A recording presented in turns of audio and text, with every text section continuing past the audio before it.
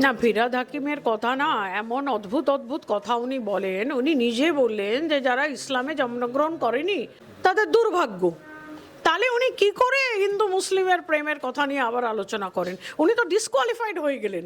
উনি যে মুহূর্তে একটা ফেডারাল সেকুলার স্ট্রাকচারের মধ্যে দাঁড়িয়ে, দ্যাট ভেরি মোমেন্ট যেখানে একটা সংবিধান দাঁড়িয়ে আছে ধর্ম নিরপেক্ষতার উপরে, সেই সংবিধানের আন্ডারে উনি একজন মেয়র, উনি একজন মন্ত্রী।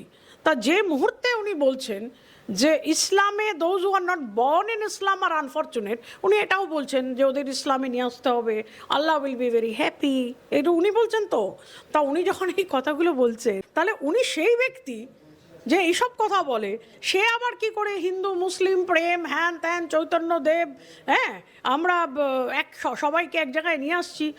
তাহলে তো আপনি তো এক এক দিন এক এক রকম কথা বলেন, তাহলে কোনো কথারই তো আপনার দাম থাকবে না এরকম বললে। বাংলা হান্টের আরো খবর দেখতে নজর রাখুন। বাংলা খবর মানেই বাংলা হান্ট।